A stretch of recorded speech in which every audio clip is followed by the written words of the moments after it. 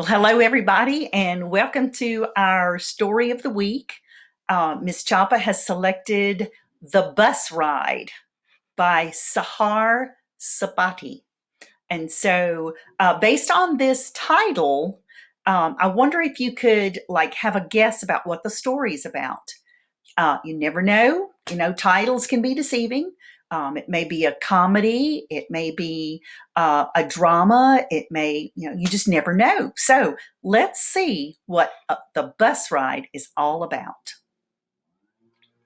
I had finished my night shift in the ER and was on my way home.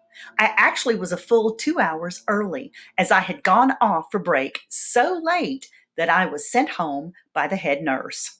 It was still dark outside. Usually I left the ER around 8, and now it was barely 6:15. We had a good day, easy night, and we certainly deserved it, as the last couple of weeks in the ER were horribly hectic to the point of the entire staff being ready to quit en masse. And so ER stands for emergency room. Hectic, we're going to find out later that that's one of your vocabulary words, as well as en masse. When I got into the bus, I was relieved that my favorite seat at the back was empty. From that viewpoint of the back corner of the bus, I could see everyone. I didn't like being in a weak seat where someone I couldn't see could be watching me. A man came in a few moments later and chose the sideways seat in front of mine. He was carrying 2 bags. One was a red postman's bag slung over his shoulder. The other was a black heavy-duty garbage bag he was carrying. Half dragging it, half carrying it, he put them both on the ground, propped his feet on them, and leaned back in his seat. For some kind of reason, I was particularly interested in this man. He had intrigued me, and I didn't know why. It happened sometimes that someone would catch my fancy. It made my imagination soar, made me weave an intricate web involving the person and the most insane stories. In between quick glances, I noticed that he was a middle-aged man, between 40 to 45 years of age, tall, thin but muscular, with an angular face and eyes set deep within their sockets. He had a 5 o'clock shadow and dark smudges under his eyes.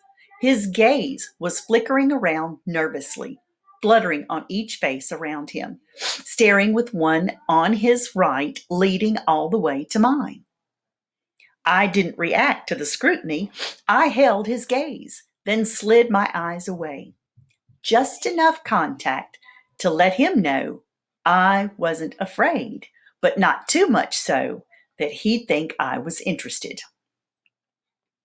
He continued watching the different people around him, his lips moving soundlessly, leaning his head back against the window and closing his eyes. He visibly relaxed. He was probably weary of meeting someone on the bus, an old girlfriend maybe, or maybe he was hoping to see someone and was nervous about meeting again with that person. I shrugged his eccentric behavior off. After all, he was just another one of the odd people who live in this city. I directed my gaze outside again at the city waking up. I still had 30 minutes of my ride to go. Different scenarios explaining the man's behavior spinning in my head, I was dozing off when a sharp, foul smell made my eyes snap open. The man has opened his red bag and taken out a bottle, which seemed to be the source of the odor. I tried to control my wincing, as I didn't want the man to see it. God only knew what his reaction would be. The man, unaware of my musings, took a long sip out of the bottle. It looked like plain, clean water. Why did it stink so much? Once again, my imagination started to wander. Maybe the man had gone down on luck and had spent the night hunting for meat to feed his family. Maybe he worked as a sewage cleaner during the night.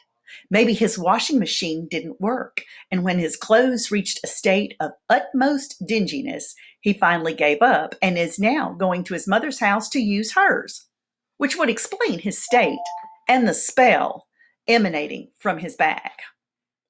Well, my imagination was now fired up. I was wide awake. Since he was looking the other way, I observed him more closely to fine tune my story. I suddenly noticed the blood on his hands. Some of it was fresh, the rest caked. It formed an indistinct pattern, and I couldn't see any visible wounds explaining the presence of blood. However, it did correlate with my theory that he was a sewage cleaner. After all, it wasn't easy work, and he could hurt himself easily. I wondered if he had taken the time to disinfect his wounds, since he could get an infection. I was musing on the dangers of simple wounds when the man slowly turned his head towards me. His gaze traveled from my hands, resting on my bag, up to my eyes. He met them, and I shuddered. His eyes were empty and cold. His eyes, cold like this, could only belong to someone who had no soul, someone who could be capable of anything. The man started fidgeting again, as if looking for a comfortable position. Maybe he had a guilty conscience. What had he done that he couldn't even sit comfortably in a bus? My gaze fell on his ring he was wearing. It was a gold chevalier with a large green stone that could have been an emerald. The reason I noticed the ring was its spotlessness against the man's dirty skin. It wasn't a new ring. The stone showed obvious signs of wear. It didn't match the man's clothes and overall appearance either. He was wearing the clothes of a construction worker with visible wear and tear. He had no other jewelry on it. It didn't make sense that someone was wearing old, torn up clothes would be wearing such a clean, expensive looking ring. Personally, I would leave such a piece of jewelry at home for when I'd wash up and put some cleaner clothes on. The picture was becoming grimmer by the minute. What if the smell wasn't that of sewage or of an old sandwich? I had smelled that smell before. After all, I am a nurse. The smell was that of rotting meat. When taken in with the blood on his hands and the out of place ring, it did look like the man had killed someone and stuffed him or the clothes he was wearing during the killing in the bags that he was wearing. It wasn't his own ring the man was carrying. It was the ring of the person he had killed.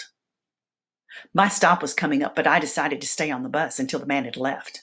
The fact that he might be a murderer was too serious for me to ignore, especially after he caught me looking at him with an odd look in his eyes. Had he guessed that I knew his secret? Would he follow me off the bus, then ambush me and kill me? Would my blood pouring over him add to the overall stench of this person? By then, my heart was pounding. Horrific visions of my mutilated body danced before my eyes. I forced them away with much difficulty. I didn't know what to think. Surely I was exaggerating. I had to be exaggerating. It was possible that the murder story I had read last evening had been lingering in my mind a little too long. Then I thought about it. Holes appeared in my carefully knitted theory. Surely a murderer wouldn't take a public bus and face possible identification. But what about the proof? It couldn't lead to any other conclusion. I was certain about it.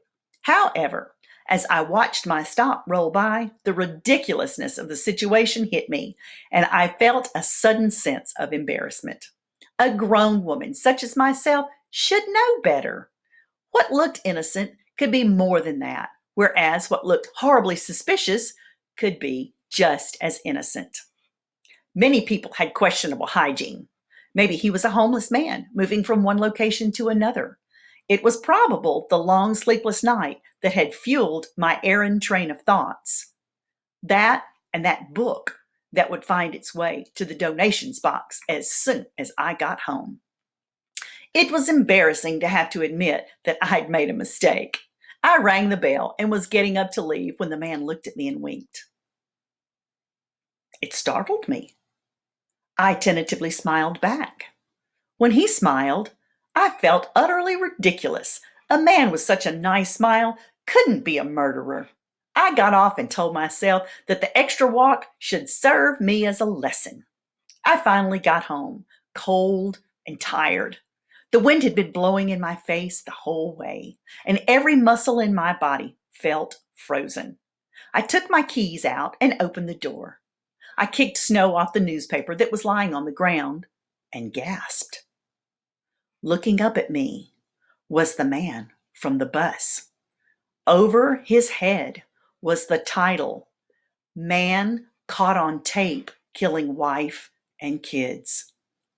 It seemed that I had been right after all. I fearfully looked around. I had been right about the man's past actions. Had I guessed right about his future actions, including my possible demise? I hurried inside the house and closed the door firmly, knowing that I wouldn't be able to sleep anytime soon. The end. So, what'd you think about the story? Was it kind of tricky? Did you guess from the bus ride, the title, what the story was really going to be about? Maybe you did. Maybe you didn't. We'll never know. Bye.